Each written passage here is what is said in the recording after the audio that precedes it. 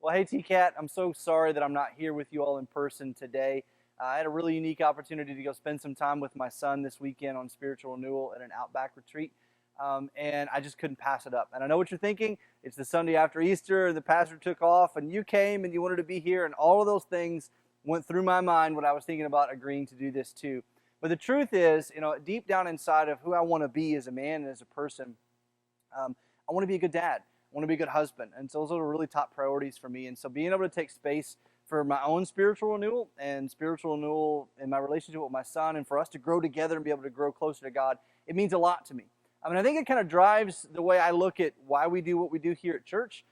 We say, in our children's ministry and our student ministry, we want to partner with you all as parents to help you win, right? Well, at the back of my mind, when we say that, is always even my relationship with my children as a dad. I want to win spiritually with my kids. And so it's kind of an aside, but I just wanted to say to you, I hope that you all will make space to be able to do that too. We're going to spend some time in this series over the next few weeks talking about this idea of how we will win relationally in our own homes. And we're going to make some space on the 25th to talk all about being a dad, being a mom, being a parent. And so make space for that. Take some time to be able to renew yourself with your kids as well. But all of that to say, I'm really, really excited that through all the technology and being able to kind of do this early, I get to share the first message with you in this new series that I'm titling The Beginner's Guide to Predicting Your Future. Now, I know all of us would love to be able to predict our future. If I was there with you in person and I asked every person in the room who wanted to be able to predict their future to raise your hand, I'm going to guess most of us would raise our hands. All of us would love to be able to peer 3 or 4 or 5 days in advance, or especially when a big decision's coming, like if we could just close our eyes and know exactly what would happen if we did something, then we would be all over that. If we could peer a month or a year in advance in our future, most of us would not say no to that. And the truth is, we actually come pretty close to being able to predict our future. And I know that because all of us at one time or another have said the following statement: I should have seen this coming. Right? Have you ever said that before? I've said that before. I've said this recently, right? When the mess has finally happened, when the catastrophe is in full-blown glory in your life, and you look back at all the steps and all the decisions and all the things that happened to get you to where you are, you say, man, I should have seen this coming. I shouldn't be surprised. I should not be shocked that I'm in a mess. That academically I'm falling apart, or financially I'm falling apart, or relationally I'm falling apart. Things aren't going the way that I thought. I should have seen this coming. Or, even though you've said this, I bet something else that you've said before in your life to somebody else, you should have seen this coming. Right? How many of us have said that to a friend who, that we've got a friend and they're just shocked that how did he break up with me? How did she break up with me? I just can't believe this happened. And you're like, how did you not see this coming? You should have seen this coming. And the way you were living, and the decisions you were making, and the things you were doing, you should have seen it coming. Well, I can't believe I got caught cheating on the test. I can't believe that I'm going to get expelled from school. You should have seen this coming, right? And maybe you've said this to a friend or to a coworker. Hopefully not to your spouse. That usually doesn't go well when you do that. But you've probably said this to someone. And this is just about as good as evidence as there is to prove that we come really close to predicting our future.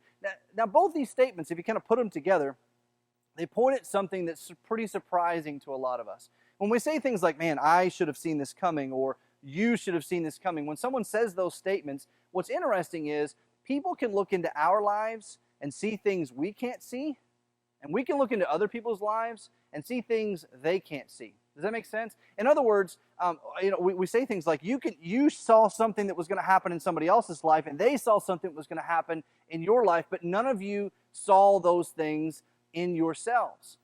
And we think, well, how does that happen? That's the craziest thing. Well, the truth is, and this is meddling for a minute, but I just can't help it. I have to say this. Sometimes we do see. We just don't look.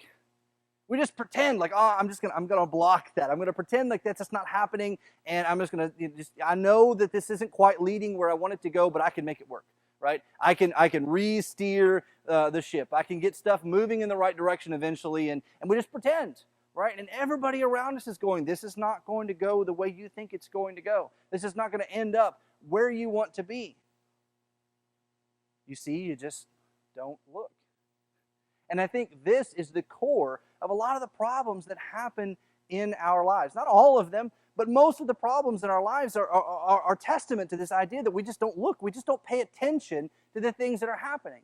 Now, here's the thing. Before we can go any further, because I want to unpack this with you for the next 4 weeks, but one of the things that I have to give you is some bad news. And I don't have to be with you in person to know you're not going to like what I'm about to say, but I have to say it anyway because it's important for us. If we're going to get where I think we need to go together over the next few weeks, we have to kind of embrace the bad news or the reality of our situation. And here we go. Most of your personal problems can't be fixed. I'm going to say that again really slowly. Most of your personal problems can't be fixed. Now, let me explain, okay? Let me unpack this with you for a minute. When your toaster breaks, you get your toaster fixed, right? You call a repairman to come and fix your stove. When your computer stops working the way you want it to work, you call your grandkids or your child and you say, come fix my computer. And they do some crazy code stuff and you don't completely understand what happens. But when it's finished, it's like it never happened, right? When you get your toaster fixed, it's like it was never broken. When you get your stove fixed, it's like it never happened. When they fix your computer, it's like new. And I don't have to say this because I think you know this anyway, but I'm going to say it anyway. You're not like a computer. You're not like a car, right? When you take your car to the body shop after you've had a wreck and you wait a few weeks and they call you and it's like, hey, Mr. Oakley, your car is ready to go. And I've done this before. You go to the body shop and you start examining it like microscopically because you want to see if you can figure out where the old paint stops and where the new paint starts and whether they really put it back together the way that they said. And you go like, it's like new, it's like it never happened. But we're not like that. We're not like a car. We're not like a computer. You're not like a toaster. God made you so much more complex than that. Life is so much more complex and so much more beautiful than a toaster, than a car. And the truth is, the things that happen in our lives, like our past is our past. And God will forgive us of those. Like, I'm not negating salvation. I'm not negating that God will forgive you for the things that have happened. But the truth is, your past is your past. And in our relationships and the people around us, you can't change that. Even though all of us, I am certain that at one time or another, you've prayed this prayer like, God, would you just take me back in time? Maybe just like, could you just like rewind this for a year for me so I can fix this? Because I promise I won't make that mistake again. The truth is, your past is your past. You can't change it. And so when I say that, most of your problems can't be fixed, that's what I mean. Because you're not like a device that you can just unplug and plug back in and your life starts working again. But the good news is most personal problems can be avoided. And this is really the core of where we're going over the next 4 weeks. That the mistakes that we make that lead us into the messes where we don't want to be, we can avoid those. The personal problems that create these huge craters in our lives, they can be avoided. And so for the next 4 weeks, we're going to talk about the amazing idea that God has actually spoken into us ways to avoid these pitfalls in each of our lives. And this is about as close as we get, right? This proves to us that there's a way for us to predict where we're going and what our future looks like. Now, this entire series is built on one really principle. And this principle is what I like to call the principle of the path. And I promise I'll explain that one in just a minute, but let's just start with the very basics for a second and talk about what a principle is, okay? A principle is not a rule that you follow. A principle is not a rule that like you can break it or you can keep it. It's not written on a list and you can say, okay, well, I'll follow that one today, but not tomorrow. No, a principle is something that applies itself to your life whether you're paying attention to it or not. A principle is something that is a guiding factor in the way life works. And so in that respect, they're not invented, they're discovered, right? You don't invent a principle. You can't say, like, I'm going to decide that life will work differently, and so here we go on the way that works, right? No, they're discovered. They're things that have always been, and we just realize them, and our life is more illumined by the idea that we've understood these principles. Maybe an example from high school will help with you for a minute. Does anybody you may not remember high school all that well, but in high school, do you remember them talking to you about this idea of Archimedes' principle? Maybe just the guy that had to go to engineering school, I'm not sure. But here's the thing. If you've ever been around water at all, if you've ever tried to skip a stone, if you've ever been on a cruise ship, if you've ever splashed in a pool or tried to swim around in a creek or whatever else, you have had Archimedes' principle applied to your life. To which some of you might say, well, no, wait a minute. I don't even know Archimedes, and I don't know his principle, and how dare he apply that to my life when I'm not paying attention, right? Aha! Because principles apply themselves to your life and the way things work, whether you know about them or not, whether you're understanding everything about it or not. And so what we're going to try to do is discover a principle that is applying to the way life works for us to lead us forward into predicting a better future.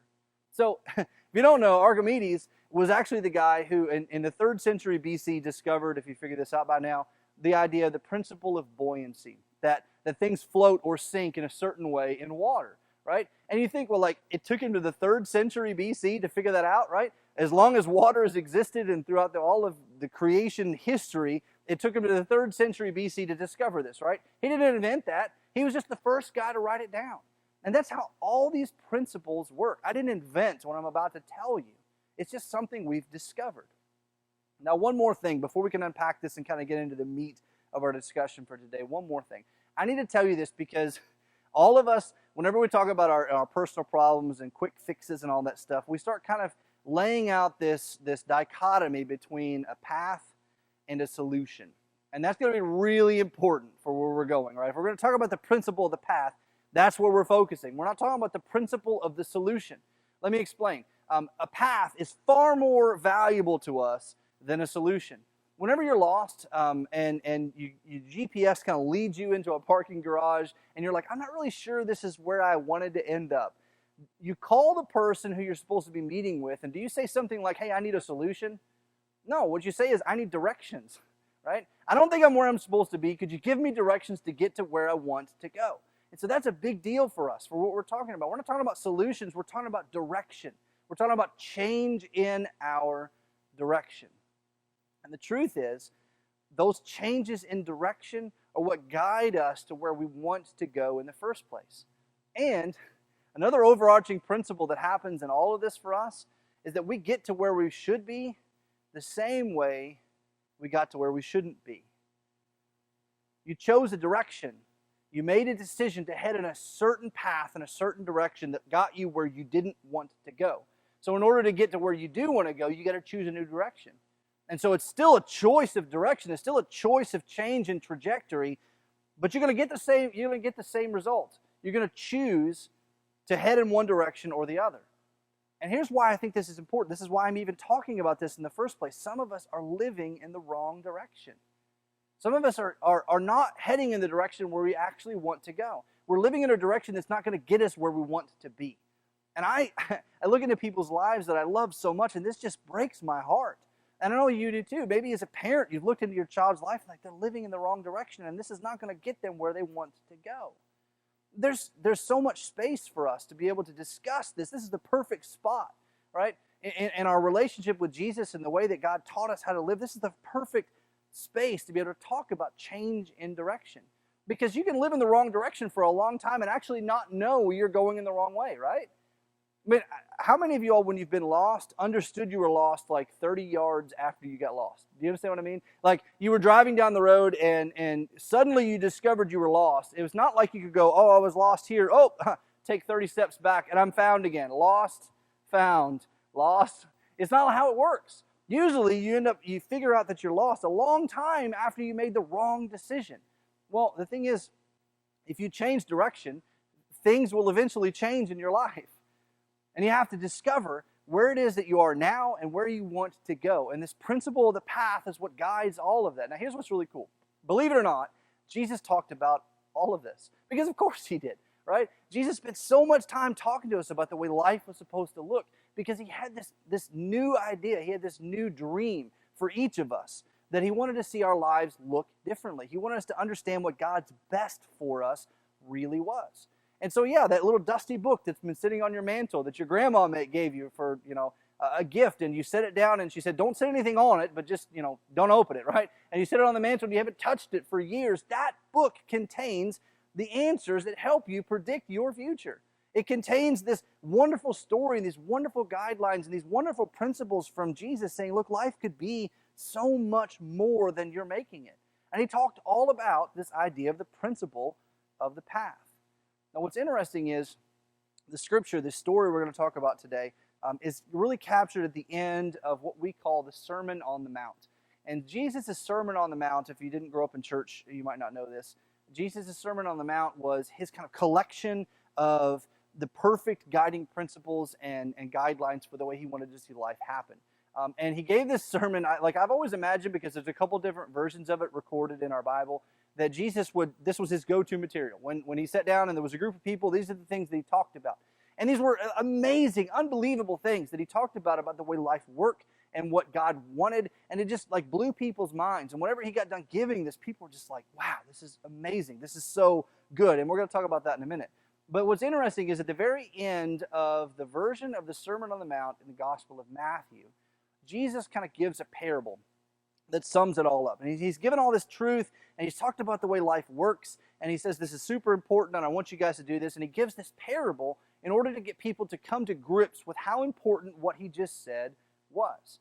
And what I love is he didn't just come out and say it. He loved to talk in riddles. He loved to talk in parables that people had to kind of chew on for a minute. And so I want to share this story, this riddle, this parable with you, and we'll unpack it together. So this is from Matthew chapter 7, starting in verse 24. So therefore, right, I just finished this talk, and I've given you all these principles and all this stuff about the way life works. So listen, everyone who hears these words of mine and puts them into practice. Now let's pause right there for a minute, because how many of us have been going to church or attending small group or Sunday school class maybe for our entire lives? And every Sunday we show up and the preacher says something that makes you feel uncomfortable or beats you up, and then you go, oh, you know what, I should think about that. And then you walk out the door and you forget about it. And you don't do anything about it, right? That you don't take what you've heard and apply it and change. You just listen, and then you leave, and you forget it, right? Too many of us fall into that trap of God speaking into our lives, and we hear it, but we don't change. And it's not just in our spiritual life. This happens in a lot of different areas of our lives. We're kind of in autopilot. People are trying to speak truth in our lives, say, hey, would you listen? And we don't put it into practice. We go, oh yeah, that's interesting. I'll think about that. And then we just move on, right? But Jesus says, no. Everyone who hears these words of mine, everything that I've just told you about the way God wants your life to look, if you'll hear these things and then put them into practice, and this is where we start to fill in the blank, right? Because we think, okay, I would love to put these into practice, and if I do, then what's going to happen? Well, I'll experience immediate relief, and relational and financial, along with all the various other alleys, will go well in my life, right? This is what we want to have happen. This isn't what Jesus said. But the thing is, when we come and we want this quick fix, we want this instantaneous gratification that as soon as I put these things into practice, everything will be perfect.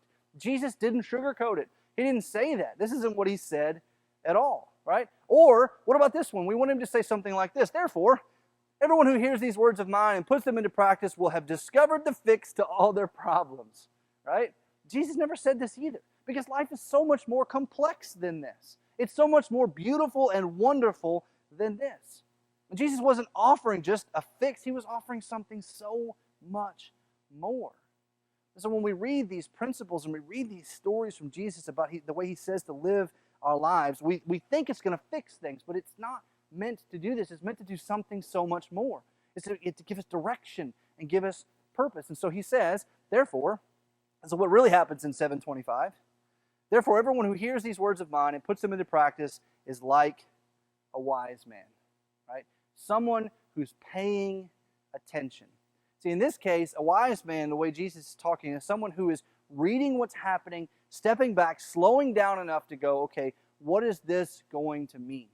What is this going to mean to me? And I find myself a lot, this may be a prayer that might be helpful for you, I don't know, it is in my own life, that when I hear something, when I hear something that speaks truth into my life and I feel like, man, that's something I've really got to wrestle with, I'll say, God, let me hear this, not only hear this, but do something about it. Let me hear this, but also do something about it. Let it transform me. Let me think about this. Let me wrestle with this for a minute. And so this is like a wise man, right? That hears what's happening, sees and reads where he is and what's going on in the world, and decides to do something about it, right? But also, Jesus doesn't stop there. He says it's like a wise man who built. And again, we think built, right? Most of us, if something's going to take us longer than an hour to put together, we hire somebody else to do it, right? And so built, that's crazy. We don't build things. We don't like to do stuff like this because we want it now. We want our instantaneous gratification, right? We want the stuff to come at us right this very instant. But this isn't how life works. Jesus said it's like someone who built, right? And then further than that, he goes and starts to use this imagery of a house. And so it's like a wise man who built his house. And what we're going to understand is that when Jesus starts talking about the house, he means all of us, right? This imagery of the house means our life.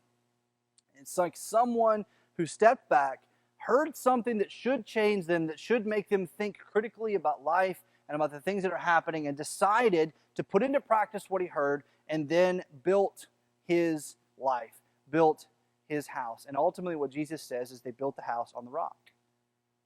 And to all of us who are not builders, so we didn't go to engineering school, you're like, well, what does this mean? I don't understand this, right? But doing this, building on the rock, was the hard way to do things. It was the slow way to do things. It was the right way, and it was the lengthy way, it was the complicated way, but it was the right way. And in this respect, Jesus is saying, like, the rock is building on all these principles and all of these guidelines that I've given you for the way God says life should work. The rock is the gathering together of everything that Jesus said life should be. So it's like a wise man who heard what was happening, saw what was going on in their life, read the signs, realized that life is much more complicated than a simple solution or a simple fix, and decided to build their house on the rock. Right? I'm going to take the slow way. I'm going to take the complicated way, but I'm going to take the right way. This is not an easy fix. This is not a quick solution. This is the right way to do things for the long term. Because you see, the person who builds on the rock realizes that what's going on today may not look like what's going on tomorrow. And they plan, and they are intentional. There's intentionality with people who build their life on the rock. But this isn't the only group of people, right? And maybe a lot of us can find ourselves going like, well, I wish I'd have done that, but I have not. I wish this was who I was, but it's not. And so what happens to the other group of people? What happens to people who didn't choose to do this? Where he says, well, everyone who hears these words of mine and does not put them into practice is like a foolish man. Now, what does foolish mean in this respect? Well, again, foolish means someone who wants the easy way out. Foolish is someone who wants to just say, how do I fix this right now? How do I make this just go away so that I can move on? Because what we often do when we're butted up against complications or traumas or difficulties or catastrophes that are in our lives, we say, what is the quickest way possible for me to make this just go away so I don't have to think about it anymore?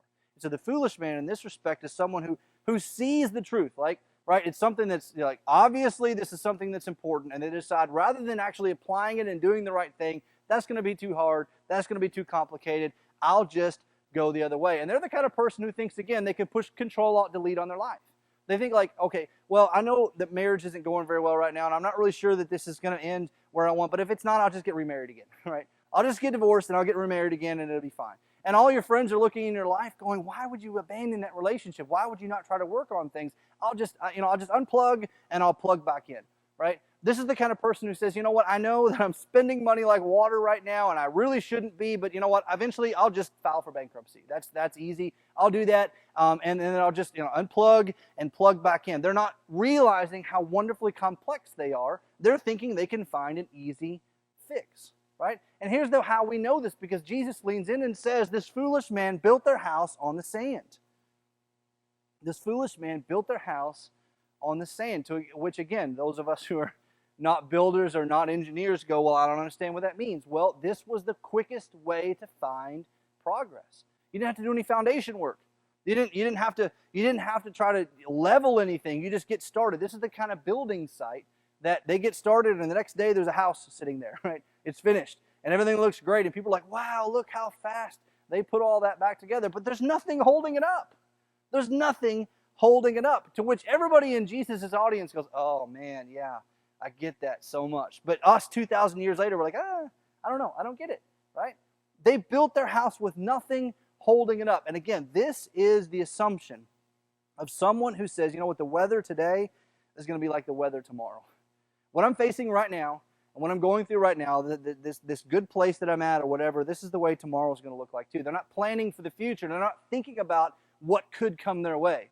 And if you ever went to Sunday school as a kid, you know what's going to happen next in this story. So don't try to finish it yet, and don't try to sing the song.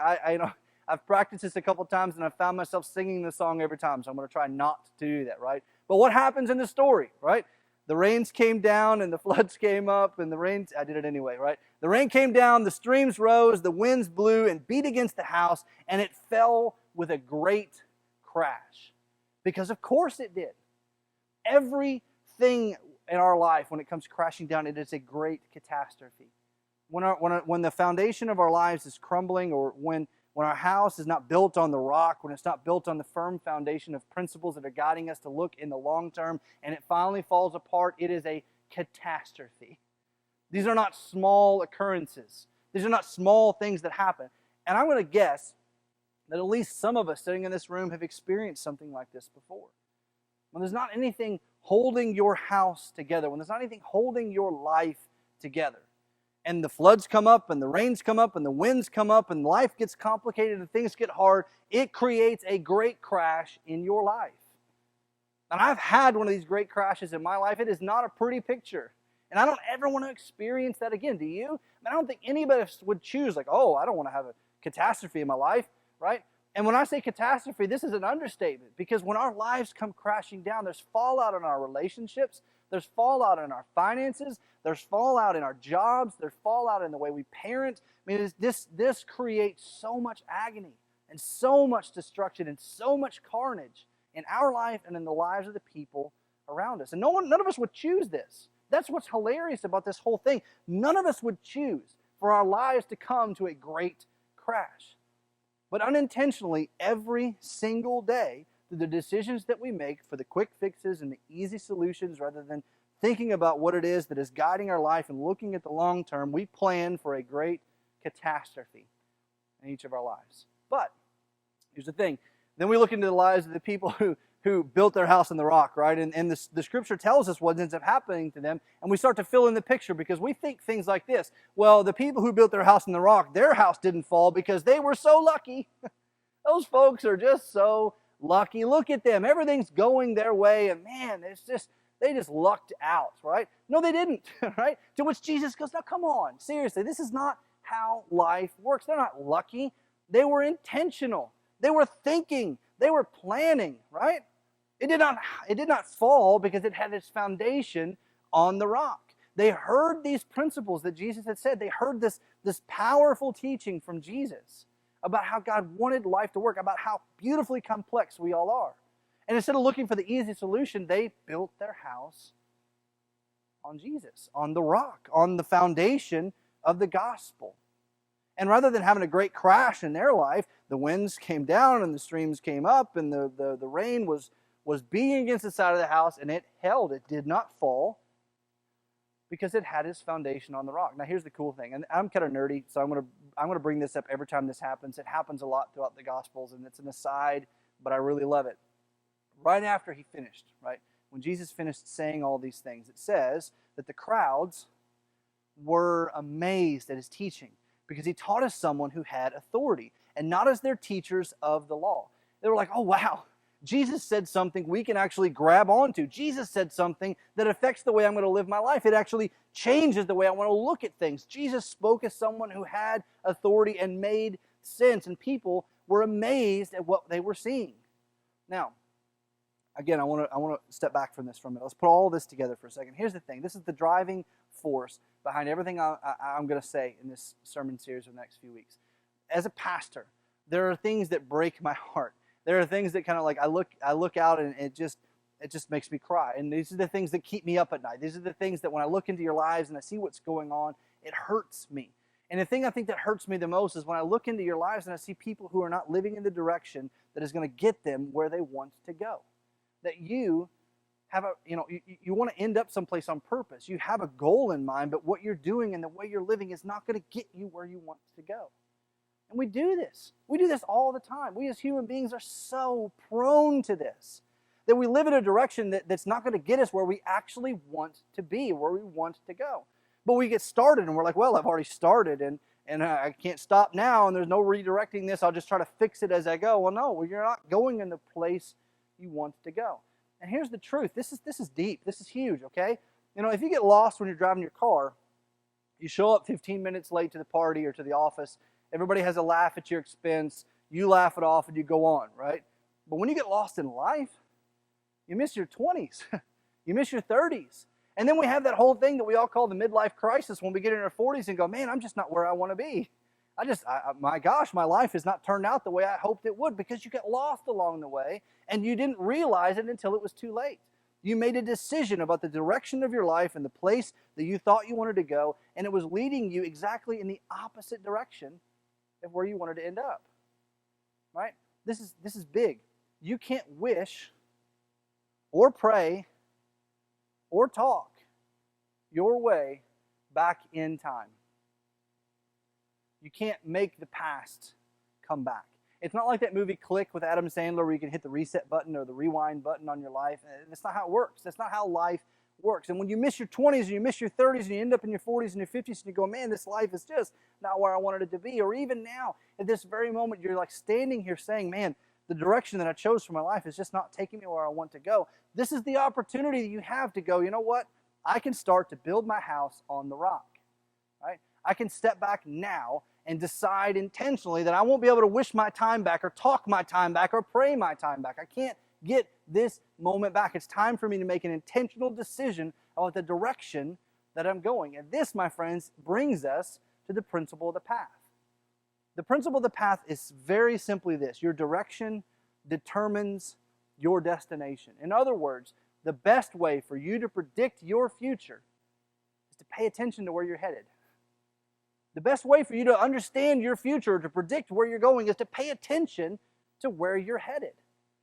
This is huge, and it's monumental for the way that we're going to, that we live our lives and the change that God can write in us when we start to pay attention. Now look, here's the thing. Again, I look into y'all's lives, and when I see this happen, and I look, I miss it sometimes in my life, but then I look into yours and I see that where you're going or the decisions you're making are not leading you where you want to go. And the thing is, I want you to end up someplace on purpose. I want you to end up someplace on purpose. I want you to make the direction of your life intentional, leading you where you want to go. And again, if I can lean into you and say what I think God would say to you, is that I want you to end up someplace with purpose. And Jesus, in the depth of His good news, and the depth of the message of the cross, and the fact God loves us so much to give us mercy and grace in all our flaws and all of our brokenness, He leans into our lives and says, I have a perfect purpose for you. I have a perfect purpose for you. And again, I think that the best way for us to begin to predict our future is to pay attention to where we're headed. This, my friends, is what's going to lead us through the next 3 or 4 weeks. We're going to unpack how to do this together. But I don't want to stop. I don't want to quit for just a moment without reminding you that this is God's plan for you all along. That God has an intentional purpose. He has an intentional goal for your life, for where you go and what He hopes you end up doing. And we can continue to choose our direction and think like, I hope this gets me in the right way. Or we can begin to step back and build our houses, our lives on the rock and say, what is it that God's best for me really is? And we can pay attention to where we're headed. So let me pray for you. God, I just thank you so much for these people and for this message from the lips, from the words of Jesus. God, it's so powerful for us to realize that you've been speaking truth into our lives for millennia. That these messages, these principles have stood true in the way life is guided since the beginning. And you've been unveiling them. You've been helping us discover them. And maybe we discovered something together today. Maybe we're sitting here in this moment and we've discovered something about our life, about the direction, the trajectory of our lives. And it's time for us to make a new one. It's time for us to choose a new direction, to head in a new direction back towards you. So God, if there's any people listening to the sound of my voice who that's where they find themselves today, give them the strength and the courage and the boldness to choose that new direction in you. Because, God, your mercy and your grace define who we are. And you have a better life planned for each of us. We ask these things in Christ's holy name.